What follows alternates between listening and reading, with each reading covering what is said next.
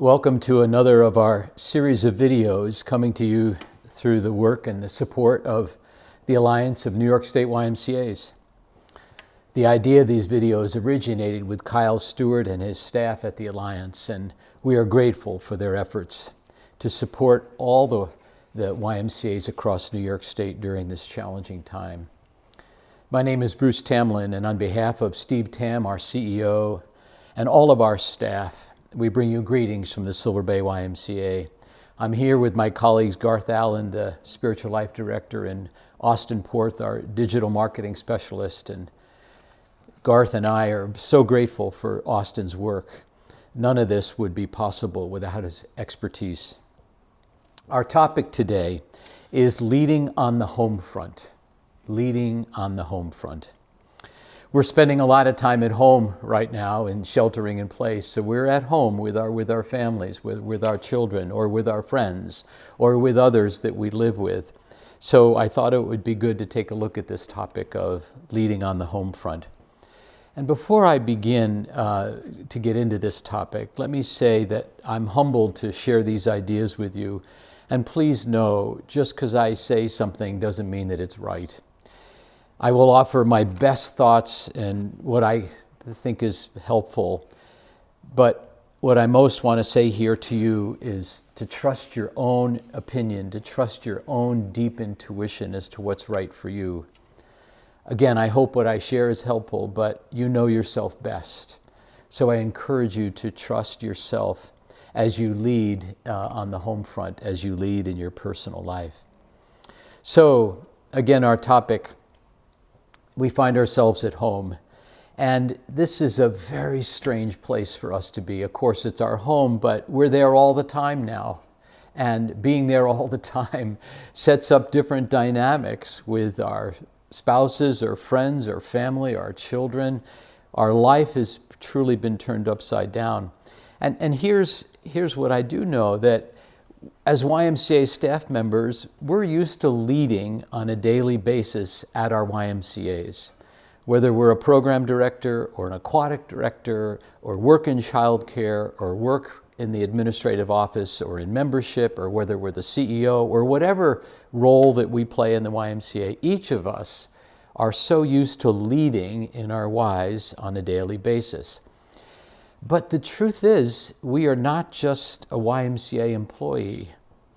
At some point, this is before this pandemic hit, but at some point, we would leave the Y after a day's work, take off our Y badge, and we'd head home to be with those that we live with, friends, family, whatever. And as we get home, we're mothers and fathers and sisters and brothers and aunts and uncles and grandparents and husbands and wives. And we play a bunch of other roles outside of our YMCA position. We become people of life. So what does this mean to be leading in our home life during these incredibly challenging times? What does it mean to lead when we're working at home, when maybe we've been laid off or furloughed? A number of YMCAs have had to let people go or furlough people at this time, and our hearts go out to all of you. So all of this put together, whatever your situation is, these are extremely stressful times. Anxiety is running high. I feel it, my colleagues feel it, we all feel it. We are way out of our comfort zone. So let's just be really gentle and careful with how we handle our anxiety, and not to project it onto those we love that we're living with now 24/7 all the time. I want to tell you a story out of my own past that I'm not too proud of, but I rationalized that it was decades ago so I can feel better about myself. But the truth is, at one point, the girls, my wife and I have three daughters, they were little, like 10, 6, and 4. And we were really struggling financially way back then. And the bank had actually written us a letter, and we're talking about foreclosing on our house here at Silver Bay. And of course, this made me incredibly anxious, and I was carrying this anxiety as best I could. And it certainly showed itself in my projection and this story where we're having dinner one evening. We're having hot dogs and beans, pretty cheap dinner. We're trying to save money, hot dogs and beans. And we have a new bottle of ketchup. And so my middle daughter, she's 6, opens the bottle of ketchup and then starts to put some on her hot dog. And none of the ketchup's coming out. And so I suggest to her, well, sweetheart, why don't you take a knife and just put it up into the ketchup bottle and you'll get the ketchup going and it'll come out. And so she goes, oh, okay, Daddy. And she kind of does this and puts the knife up there and swirls it around and then takes the knife out and then starts shaking the ketchup. And the ketchup starts coming out. But it doesn't just come out a little bit. The whole bottle is now gushing out on her hot dog. And I'm like, I start to freak out. The ketchup, we're losing all the ketchup, ketchup. Oh my word, my wife looks at me and says, Bruce, what is wrong with you? And the truth is, what was wrong with me is that I was just projecting onto her all the anxiety about we're possibly going to lose our home and now we're losing all the ketchup. And I'm sure this now adult daughter is probably sitting with some therapist somewhere talking about the ketchup story when she was younger.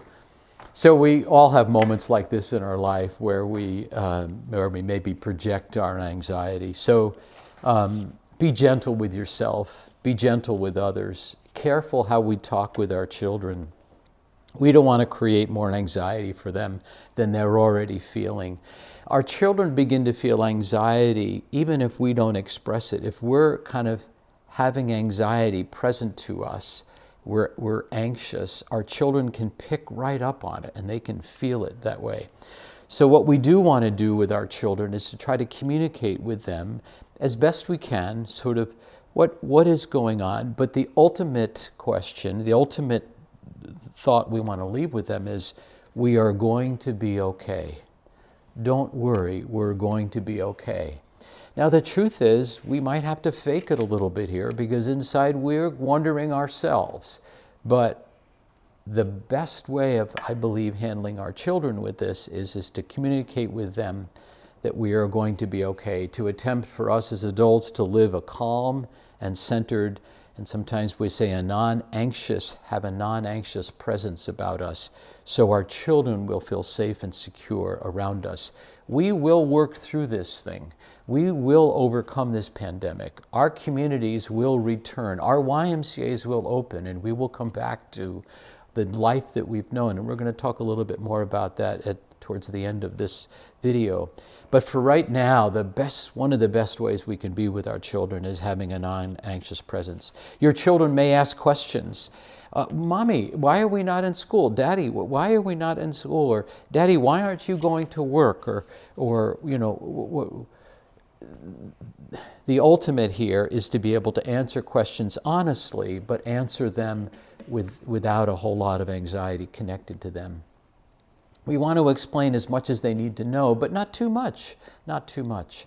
With our older children, they'll know a lot what's going on because they're on social media, and it's important still to let them know that we're going to be okay, but they might even have more questions. It's really important to communicate with our children, whether they're younger or older, that it's okay to ask questions, to share their feelings, to kind of be aware of what's going on inside of them and to let that out that way. Oftentimes, if children don't sort of have an answer to something, they'll make up something in their mind that's much worse than actually what's going on. So we do want to communicate and share and be open with them, but to try to create an environment that they feel safe in, where they can ask questions, they feel comforted, and they feel that we are all going to be okay. And since many of you are at home with your children, you have much more time to be with them, maybe play more games, quality time, opportunities to read books together or music or watch appropriate movies. We're all hunkered down with our family, and hopefully the opportunity to create fun family activities. Now, in every challenge, there are opportunities. Opportunities abound right now for all of us as we have this time at home. It can be stressful, but I hope we're able to create opportunities for, again, families to enjoy time to be together. And let me offer this thought, that those of you that are now having to homeschool because our schools, of course, are closed, be gentle with yourself. Yes, you want to do the best you can, but I've been talking to a number of people over the past 3 or 4 weeks, and so many parents are quite stressed about this new homeschool responsibility. You know what? It's okay. Your kids are going to be okay. You're going to do the best you can as a homeschooling parent. And there might be fun activities to do, planting a garden, organizing a closet, making bread, making cookies, making a pie. All of those involve counting and measuring and maybe learning to sew. Boy, there's a YouTube instruction video on everything. And so the opportunity to maybe learn new things together to try to make it fun. Again, creating an environment that feels comfortable and safe for our children. And let me offer this thought too. One of the most important resources you have right now is your creativity, being creative, drawing on the creative aspect of maybe those around you, brainstorming with other parents. What are you doing? What are you making happen? What are you doing with your kids? To be able to share on the phone how we can create, again, fun activities for this time with family. You know, I've had this thought that, again, this is going to pass, and I've thought, boy, you know what? I'm back at my job at Silver Bay, we're busy, we're cranking and all that, and I'll think, golly, I don't want another pandemic, but is there a way that I can have it more like it was when I had all this time with family? So I'm attempting to appreciate as much as possible what's going on right now. You might think to yourself, well, I'm not that creative. And I really, yes, I would encourage you to know that yes, you have creativity in you, and to use that creativity to create great opportunities. And so let me suggest this, that we take the energy that we're now putting into anxiety and turn that energy into being creative, to pour that energy that we're using to be stressed and anxious into our creativity. Another aspect of leading at home relates to our spouses. The reality is we tend to project our anxiety, our worry, our inner pain on those that we're closest to and those we love the most. And this, of course, is often our spouse. And this is the time to be gentle with one another. With anxiety running high, it's easy to lose patience or to become frustrated or act grumpy with our spouse. Again, be patient, forgiving, understanding as best we can of one another. Let me tell you another story. This is a story, again, of some decades ago. I grew up as a kid in northern New Jersey, and our next door neighbor, a guy, his name was Dale Campbell. He was the father of 2 daughters, his wife, and they lived in this home. And I was probably in middle school when this went on. I learned the story some years later. But Dale Campbell went off to work on a Friday, typical Friday, to go to work, and he was fired that day, let go, and came home at the end of the day.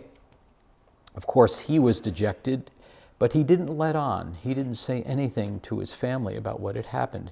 Now, I'm not saying this is exactly the right way to handle this, but as I heard the story, I was really struck by it.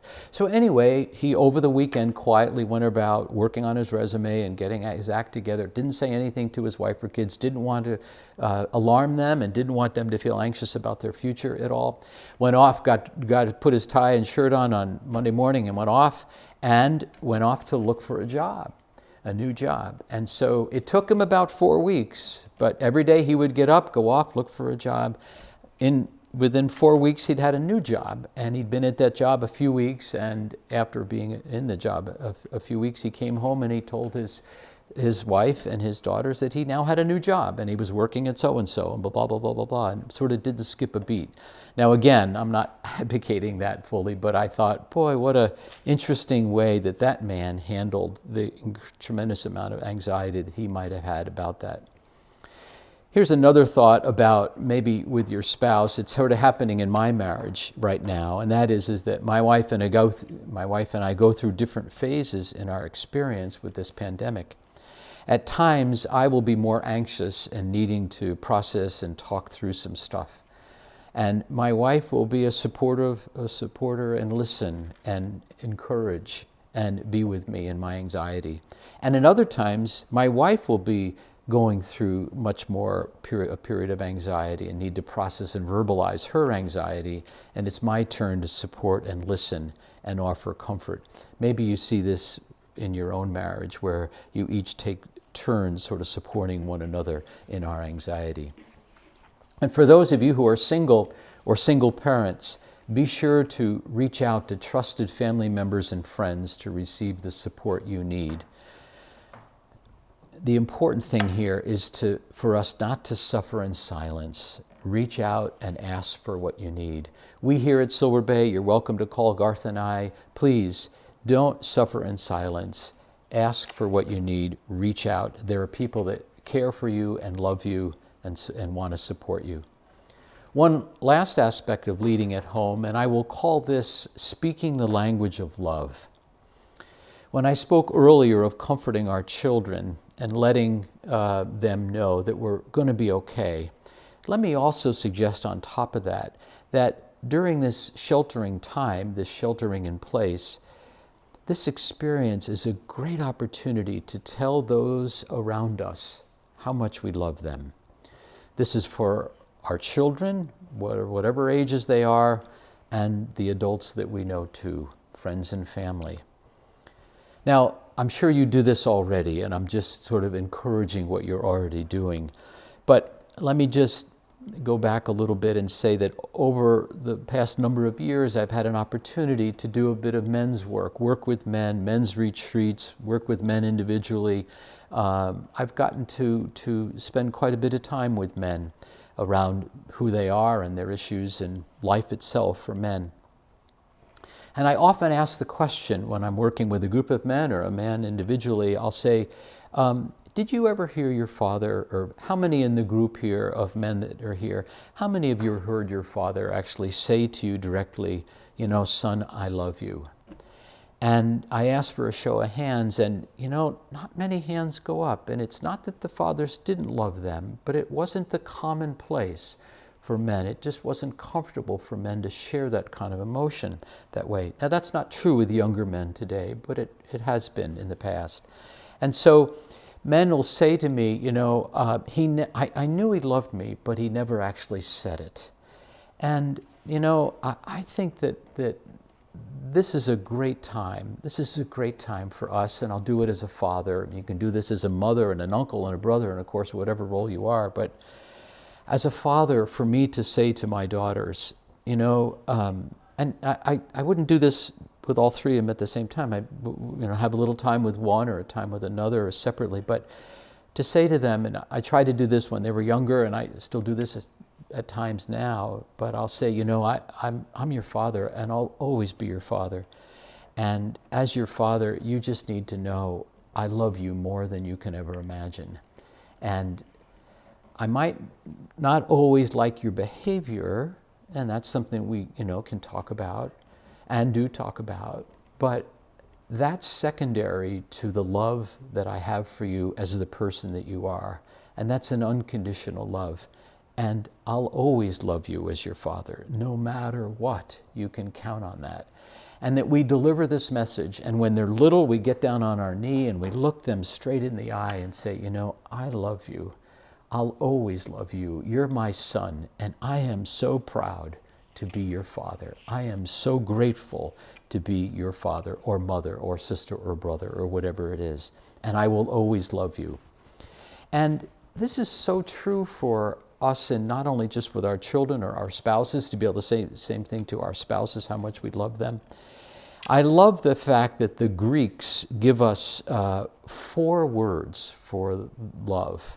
We have in our culture, we sort of say love. I love my wife, and I love spaghetti and meatballs, and I love lots of different things, and it all sort of the same sort of word usage. But the Greeks give us 4 words for love. The first word they give us is philia, which means friendship love. Comes from the city of Philadelphia, the city of brotherly love, friendship love. I have friends in my life, and I know you have friends in your life that you love, that you dearly love. You love them as a friend. You love them in the understanding of a friendship love. And hopefully we're able to say to our friends, and I have dear male friends, and I have some female friends that I can really say, brother, I really love you. I really love you. I think that's a beautiful thing at this time when we're sort of sheltering in place and have a chance maybe to connect on Zoom or connect through the phone or FaceTime or whatever. So that's philia. Storge is family love. It's just what I was talking about earlier. Storge, family love, love for family members. And this is a wonderful time for us to express. And I've been doing this with my own brothers and my own family, my sister-in-laws and others. We've been saying a lot on the phone and on FaceTime and on Zoom. Hey, I really love you. And I would encourage us to do that. The third love that the Greeks give us word for love is eros, romantic love. And that's the love we have for a spouse or a girlfriend or a boyfriend or whatever. That's romantic love, and that's reserved for one person that way. And what a gift God has given us with this beautiful gift of eros. And the last word is agape, God's love for us. And I think during this time it is so important for us to be in touch with this idea of God's love for us. And I'm going to talk about that in a moment here a little further. And that's what our last topic is today. In some ways, God's love.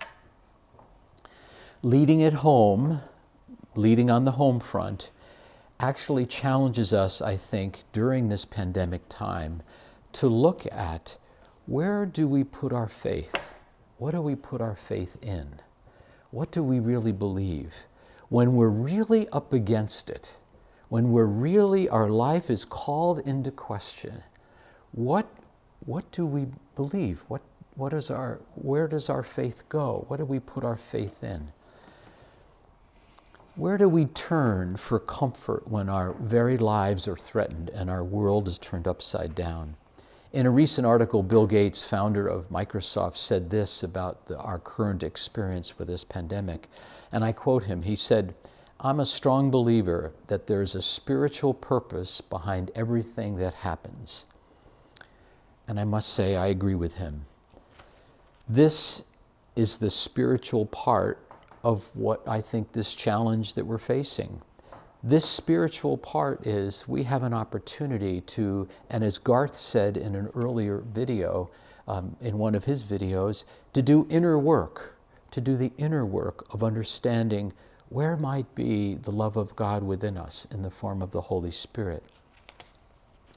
And I think to be an effective leader, whether at home or in the YMCA, there's an element in coming to know and to understand that our life is about something greater than ourselves.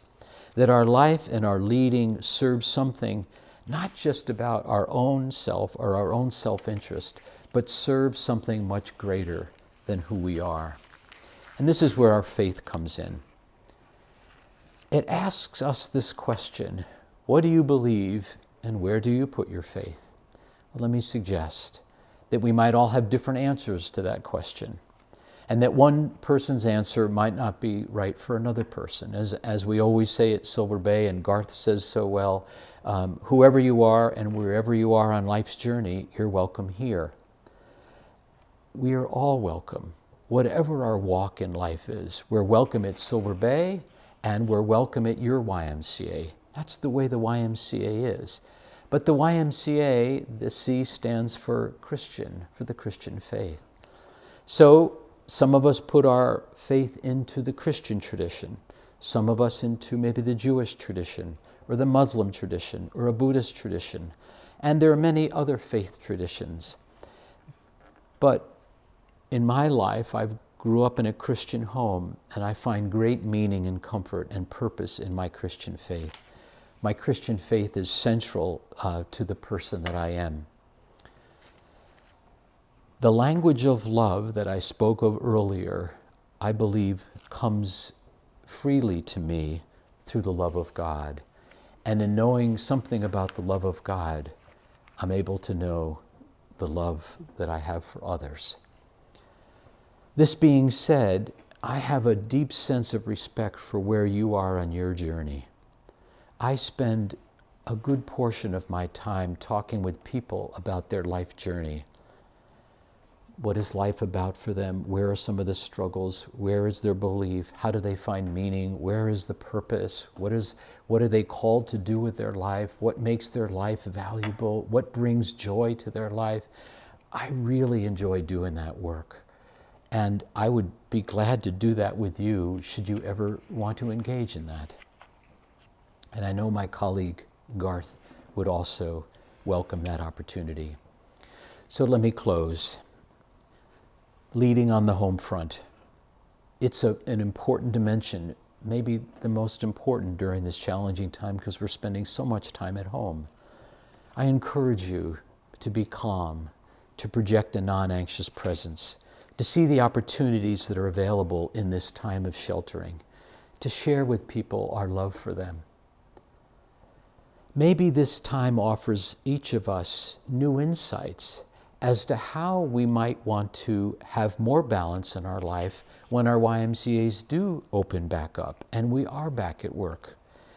And let me suggest that we not think about going back to the old normal, but rather out of this experience to create a new normal, a new way of being, a new way of relating, a new way of understanding our faith, a new way of loving, a new way of expressing what we feel and who we are, a new way of living and working that brings a greater sense of meaning and purpose, satisfaction and joy to both our personal life and our work life at the YMCA. A new understanding of what it means to love more fully and to allow ourselves to receive love more completely. So on behalf of the Silver Bay YMCA and the Alliance of New York State YMCAs, thank you for taking the time to listen to this. May you and your loved ones be safe and well. Thank you for being with us today, and we look forward to seeing you on the next video. Be well, take care, God bless.